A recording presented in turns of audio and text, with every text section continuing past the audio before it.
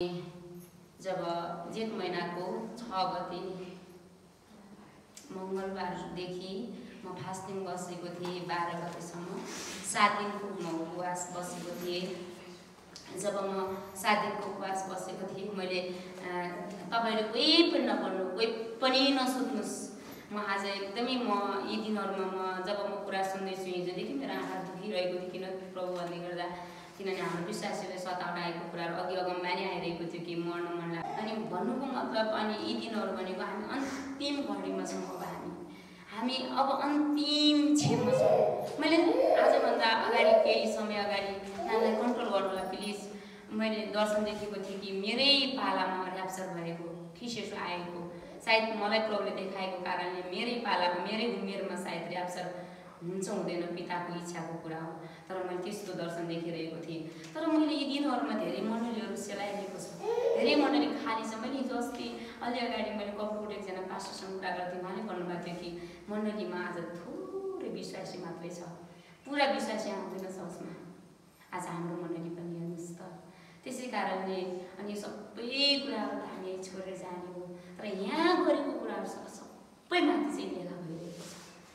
अनि मैले यी दिनहरुमा म जब दुईचोटि, एकचोटि 3 दिनको, एकचोटि 4 दिनको म फास्टिङ बसे, खाना नखाएर, एकचोटि पानी नखाएर, 3 चोटि जति बसे क्या अब दुईचोटि चाहिँ पानी नखाएर होला, एकचोटि चाहिँ पानी खाएर बसेको थिएँ।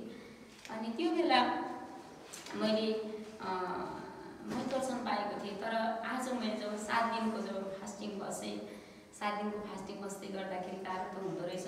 र पनि मैले तपाईलाई भनेको थिएँ अनि सुरुको दिन जब प्रभु येशूले मलाई चाहिँ सुरुको दिनमा जब म फास्टिङ बसेँ अनि फास्टिङको सुरुवातको दिनमा परमेश्वरले चाहिँ मलाई उत्तर दिन त भएको थियो। तर पनि शैतानिक शासकहरूले चाहिँ रोकेको कुराहरू म फिल गर्दै थिएँ। पहिलो दिन शैतानसँग लडाइँ भएको थियो। अनि दोस्रो दिनबाट प्रभुले मलाई दर्शन देखाउनु भएको थियो। मैले तपाईलाई भनिसकेको थिएँ कि अनि जब सेउलाहरू थियो है, त्यो सेउलाहरू थियो अनि त्यो सेउलाहरू चाहिँ बटुल्नु पर्ने धेरै थियो। एकजना नानीलाई बोकेर म जाँदै थिएँ बाटोमा। अनि नानीलाई बोकेर जाँदै थिएँ त्यसरी। अनि वरिपरि एकदमै प्रकारले त्यो गोरु ठुलो त्यो सिंहहरू चाहिँ बाँधिएको थियो। जब म हिँड्ने बाटोमा गोरु सिंह गधा बाँधिरहेको थियो, मलाई आक्रमण गर्ने चाहिँ बाँधिसकेको थियो। जब म त्यहाँ जाँदै थिएँ सुन्तला थियो मसँग। यति यो फास्टिङ बस्ने बेलामा यति धेरै मन गरेर, सायद संसारमा त्यति मिठो गरेर सुन्तला खाँदैन, यति सुन्तला खाइरहेको थिएँ। मसँग यति ठुलो सुन्तला मैले यहाँ राखेँ। तर 2टा सुन्तला सानो मैले अरूलाई पनि दिनु भनेर मेरो दिदीलाई दिएको थियो, एउटा छोरी मान्छेले दिएको थियो पहिलो दिन। दोस्रो दिन जब म प्रभुसँग फेरि पनि म प्रार्थनामा थिएँ अनि जब खाना नखाइकन दोस्रो दिनको उपवास प्रार्थनामा मैले चाहिँ एकदमै मूल्य चुकाएको कुराहरू मैले चाहिँ 2000 मैले कमिटमेन्ट गर्दो रहेछु। एउटासँग वार्तालाप गर्दै, एउटा मानिससँग वार्तालाप गर्दो रहेछु कि यस म कहाँ चाहिँ पानीको धारा ल्याइदिनुहोस्, म कहाँ पानीको धाराले प्रभुसँगको सम्बन्ध र पवित्र आत्मा कामले जनाउँछ ल्याइदिनुहोस्। अनि त्यो बापत म पैसा दिनेछु तपाईलाई। पैसा त्यो चाहिँ एउटा आफूसँग भएको कुराहरू दिएर प्रभुसँग माग्नु हैन। मैले दिएँ त्यसरी। जब 2000 मैले अहिले दिन्छु तपाईलाई पुरै पानी लगाइदिनु भने जब पानी लगाइदिनु भयो एकजना मान्छेले मेरो जीवनमा तेस्रो दिन 5औं दिनको उपवास प्रार्थनामा जब गइरहेको थिएँ। 5औं दिनमा मलाई 5औं दिनमा शनिबार परेको थियो। 4औं दिनमा मलाई धेरै गाह्रो भएको थियो। 5औं दिनमा मैले 4औं दिनको बेलुका मैले यस्तो दर्शन पाएको थिएँ। म चाहिँ एउटा परीक्षा गर्ने हलमा हुँदो रहेछु। हामी संसारमा छौँ, हाम्रो परीक्षा हर समय शैतानले गरिरहेको छ। कतिपल्ट परमेश्वरले पनि हामीलाई परीक्षा गर्नुहुन्छ। जसरी स्कुलमा पढाइ गर्ने टिचरहरूले विद्यार्थीलाई कति चाहिँ फर्स्ट आउँछ कि कम्पिटिसन गराउनुहुन्छ, त्यसरी नै मेरो परीक्षा हुँदो रहेछ। परीक्षामा मैले चाहिँ सबै क्वेसनको एन्सर गर्न कोसिस गर्दो रहेछु। तर कोसिस गर्दै गर्दा मैले अलिकति मलाई झुक्किने जस्तो चाहिँ त्यसै एउटा बोर्डमा आएर एउटा मेरो साथीले सपोर्ट गरेर मलाई लेखिदिँदो रहेछ। अनि मैले फोटो खिचेर छिटो सबै परीक्षामा पास हुँदो रहेछु। अब आउने दिनमा आउने त्यो जो परीक्षा हो, सतावट हो, त्यो खेद हो, त्योबाट चाहिँ परमेश्वर मलाई पासमा भइसकेको छु, किनभने दर्शनमा मैले पाएको थिएँ।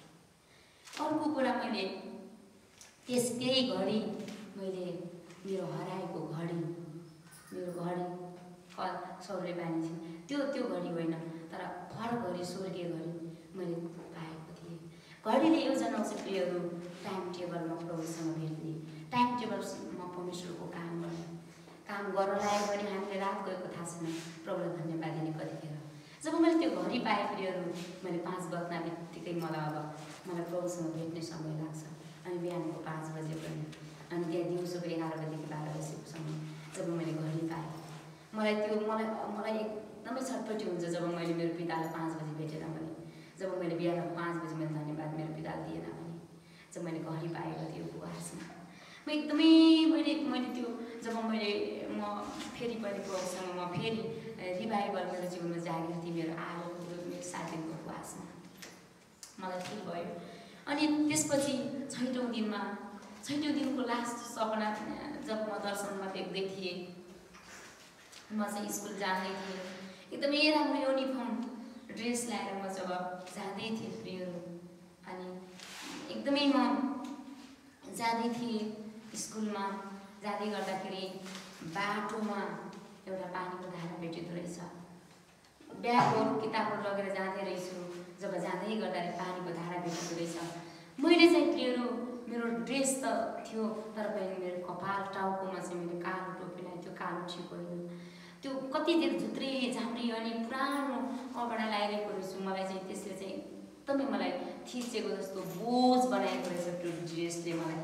जब म धारामा गएँ सबै फ्याँकेँ त्यो कुरालाई, सब त्यो मेरो जति पनि ड्रेस थियो त्यो पुरानो सब संसारको कुराले मलाई बोझेको रहेछ। योभन्दा अगाडि मलाई थिचेको रहेछ। म त्यहाँबाट मैले त्यो सबै कपडा निकालेर फालेँ, निकालेर फालिसकेपछि मैले हात मुख सब खुट्टा धोएँ, म चाहिँ फ्रेस भएँ। जब म स्कुल जान्छु भनेर गएको थिएँ, अनि त्यहाँ चाहिँ एकदमै मानिसहरू चाहिँ सुसाइड गरेर मरेको कुराहरू मैले थाहा गरेको थिएँ। हेर्नु, अबको दिनमा धेरै मानिसहरू सुसाइड गरेर मर्दैछन्, त्यो कुरा मलाई देखाउनु भयो प्रभुले। अनि धेरैजना मानिसहरू अन्त्यको नजिक छ। जब मैले त्यसपछि मैले हात खुट्टा मुख धोएँ, जब म अन्तिममा मेरो ड्रेसहरू जुन पुरानो थियो त्यो सबै बोझहरू मैले फ्याँकेर हात खुट्टा धोएर म रेडी भएर थिएँ। अरू मान्छेले पानी खाना आइरहेको थियो, त्यहाँतिर खाएर प्रियहरू मैले खाने धारा बोकिरहेको थियो। अनि मैले भने कसैले पनि मैले हात खुट्टा धोएँ, कसैले पनि खाना दिएन, म खान्छु पहिले, म खान्छु, यतितिर खाएँ। जब मैले धारामा यसरी खाएँ प्रियहरू, खाएँ, यति पानी पिएँ, त्यो धारा नै अब बन्द होला जस्तो भइसक्यो, तर मेरो प्यास मेटिएन। हालेलुया। म प्रभुमा यति प्यासी भएको रहेछु, अनि यति धेरै म तिर खाएको रहेछु। त्यो कुराले मलाई त्यो कुरा बतायो कि जब मैले पानी खाएँ नि प्रियहरू, अनि त्यो चाहिँ पवित्र आत्मा हुनुहुन्थ्यो। जब पवित्र आत्मा हामीले खान थाल्छौँ, पवित्र आत्मा हामी गहिरामा जान थाल्छौँ प्रियहरू, हामीलाई थाहा हुँदैन कि हामी परमेश्वरसँग कति समय बितायो, हामीलाई वास्ता हुँदैन। हामी परमेश्वरमा जब गहिरिन्छौँ, हामीलाई संसारको कुनै कुराको याद आउँदैन। मैले भन्दै थिएँ प्रभु, जब म पानी पिएँ, अनि एकजना छोरी मान्छे आएर म पनि खाने हो पानी, कति धेरै खाएको भन्दो रहेछ। अनि मैले खाएको देखेर मान्छे पनि छक्कै पऱ्यो त्यो बेला, यति पानी खाएँ, अझै आइजन पानी, अझै आइजन भन्दो रहेछु है। अनि त्यो चाहिँ पवित्र आत्मा मैले मेरो हृदयमा बोलाएको, मैले पिएँ, पवित्र आत्मालाई खाएँ। पवित्र आत्मा जब तपाईँले यहाँभित्र बोलाउनुहुन्छ तब मात्र यहाँ बस्नुहुन्छ। उहाँ नबोलाउँदासम्म शैतान त जबरजस्ती आउँछ, प्रभु जबरजस्ती आउन चाहनु हुँदैन। त्यहाँनिर लुकाको पुस्तक 21:11 त्यहाँनिर इमार्सनको बाटोमा जब प्रभु यीशु मसीह स्वर्ग के अरे त्यो 3 दिनमा बौरी उठिसकेपछि दफन भइसकेको त्यो दोस्रो दिनमा जब अनि उहाँ चाहिँ मृत अवस्थामा परेको बेला, जब 2 जना चेलाहरू त्यहाँ जाँदै थिए, इमार्सनको बाटोमा जब जाँदै गर्दाखेरि प्रभु यीशु मसीह चाहिँ आफूलाई नदेखाएर चेलाहरूका प्रकट भइरहनु भएको थियो।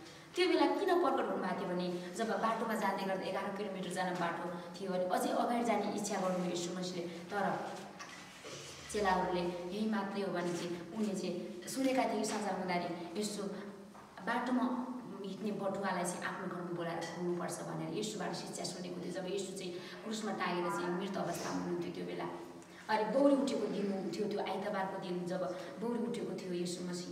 अनि जब तिनीहरू चेलाहरूले चाहिँ यरुशलेममा घटना घटेछ भन्ने कुरा थाहा भइसकेको छ। जब आफ्नो घरमा जान्छन्, घरमा यसरी रोटी भाँचेर धन्यवाद जब रोटी दिन्छन् आफ्नो घरमा बोलाइसकेपछि, जब त्यसपछि मात्र चेलाहरूले यीशुलाई चिन्छन्। किन? पहिला चेलाहरूले बोलाए आफ्नो घरमा, आफ्नो हृदयमा। जब रोटीले चाहिँ वचन चलाउँछ, जब रोटी खान थाले त्यसपछि उनको आँखा खुलेको छ।